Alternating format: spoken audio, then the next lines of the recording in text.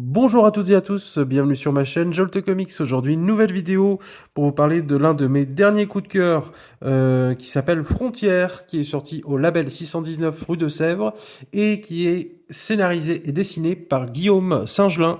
Un récit qui est sorti tout récemment au label 619. Donc comme vous le voyez, c'est un magnifique objet, un magnifique livre. Donc vous voyez avec un travail d'édition qui est sublime, avec voilà ces effets de fabrication. Donc vous voyez c'est brillant, métallisé, qui peut rappeler un petit peu les navettes spatiales. Euh, et donc un format agrandi comme d'habitude au label 619 pour un prix très contenu de 21,90 €. Donc voilà, déjà pour le prix, il n'y aura pas d'argument pour ne pas l'acheter parce que c'est vraiment un très bon rapport qualité-prix. Donc, Frontières, qui est une création originale de Guillaume Singelin. Je n'ai jamais lu de récit de Guillaume Singelin. Je sais qu'il a sorti le récit PTSD que je n'ai pas lu encore, mais je me suis lancé vu beaucoup de retours et de hype autour de ce récit. Je me suis dit que j'allais me lancer et que j'allais le lire. Alors j'aime beaucoup ce que fait le label 619 en général, donc les travaux de Mathieu Bablé, Shangri-La et Carbone et Silicium, et également le dernier récit de Neyef, Okaï. Et je me suis dit qu'avec une telle régularité dans la qualité par les différents auteurs de ce label, j'allais me lancer dans ce récit. Et j'ai bien fait parce que c'est un coup de cœur immédiat. Donc en gros, l'histoire est une histoire dans un futur où des chercheurs travaillent sur une navette spatiale qui serait une forme de sonde pour trouver, récupérer des informations sur l'histoire de notre espace par rapport aux étoiles, par rapport aux différentes planètes, et pour faire une chronologie historique de la création de l'espace depuis le Big Bang. Et ce projet qui s'appelle INDI est porté par différents scientifiques, et en particulier la scientifique Jean Jiso. Et donc on est plus dans une structure associative, privée, où beaucoup de chercheurs, associative, pardon, beaucoup de chercheurs travaillent ensemble pour un but vraiment scientifique et de récupérer des informations sur l'histoire de l'univers. Ils se revendiquent comme des archéologues galactiques. Et un jour, il s'avère que il y a des manques de financement et c'est très compliqué de finaliser leur mission, de finaliser la fabrication de leur navette Indy, et donc comment dire, une entreprise spécialisée dans la gestion des ressources gazières et minières va les approcher pour les aider à leur financement de leur mission. Mais en contrepartie, ils vont demander à rajouter sur cette navette la possibilité de visualiser toutes les ressources minières et gazières dans l'univers afin qu'ils puissent les exploiter. Alors bien sûr, Jigsaw et ses partenaires vont être contre cette forme d'OPA sur cette mission scientifique à des buts lucratifs par cette société. Et finalement, vu que la mission était un petit peu très compliquée à financer, le responsable a accepté cette aide de financement en contrepartie des volontés de cette entreprise. Et donc, on va voir Jiso, on va suivre ses aventures de Jiso, qui va rester dans cette entreprise, dans cette mission, mais qui finalement va être mise au placard parce qu'elle est un peu vue comme la rebelle de l'entreprise, mais contractuellement, elle est obligée d'y rester. Et de l'autre côté, on va suivre une autre histoire, qui est l'histoire d'un chasseur de primes, d'une mercenaire, pardon, c'est une femme, qui s'appelle Kamina, et qui fait partie d'une équipe de mercenaires employés par les entreprises minières, parce que ça se passe 6 ans après finalement la mise en place de cette mission.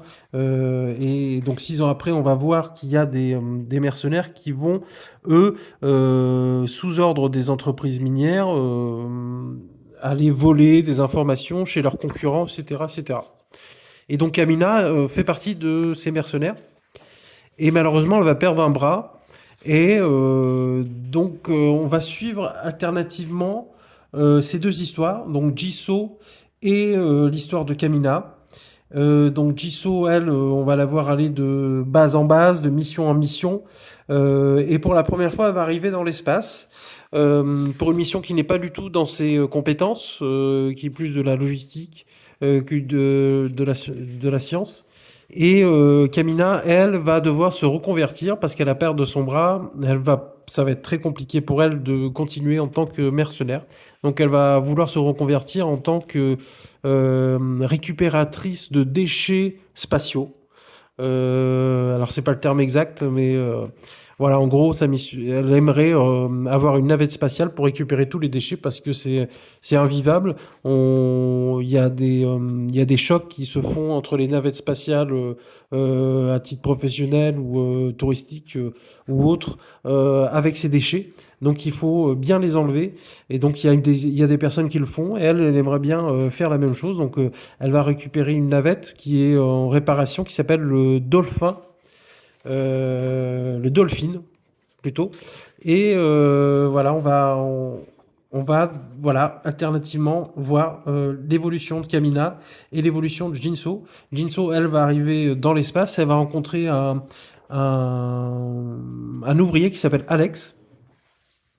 Et ils vont faire copain-copain, il y a une amitié qui va se créer et va reprendre petit à petit goût à la vie. Et il y a également un petit animal qui s'appelle Goku, qui est un petit singe de laboratoire et qui va être récupéré par Jisoo et Alex. Et donc ils vont fonder une forme de petite famille dans cette base spatiale et la vie va couler ses jours heureux. Mais Jisoo a toujours des ressentiments, bien sûr, parce que sa volonté c'était d'être scientifique et elle se retrouve dans un placard et donc elle monte la tête entre guillemets à Alex pour essayer de changer de vie. Pourquoi être des chevilles ouvrières d'entreprises qui s'en foutent d'eux et qui pensent qu'au profit. Euh, donc voilà, il va y avoir alternativement, comme je vous ai dit, ces deux récits et qui à un moment donné vont s'imbriquer. Mais je vais m'en arrêter là. Je pense que j'en ai assez dit sur l'introduction de ce récit. Et le reste sera à découvrir. Mais dans tous les cas, c'est une histoire qui est une très très belle histoire. Et c'est une histoire qui se passe dans l'espace, mais finalement c'est une histoire tellement terrienne et humaine, au bout du compte, où on est vraiment dans l'esprit de fraternité, d'amitié, de solidarité, de beaucoup de choses très belles. Et c'est très intime. Alors on a des paysages lunaire, c'est le terme. On est dans l'espace et tout est beaucoup plus grand. On visite différentes planètes, on voyage et, et c'est très beau. D'ailleurs, voilà, graphiquement, c'est sublime. Alors vous voyez, c'est des petits personnages qui pourraient s'apparenter un petit peu au style manga, avec ses petits yeux fins, mais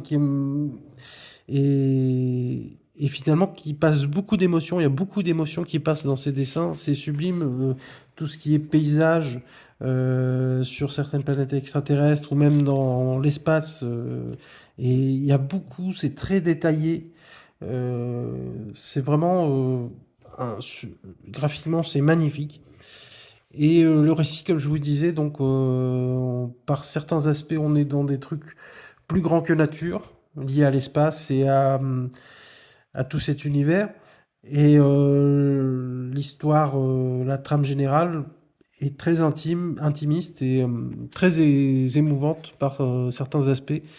Et on peut totalement se voir dans ces personnages sur certains aspects, parce que voilà, Jinso est finalement une personne désabusée, dépressive par rapport à sa condition professionnelle.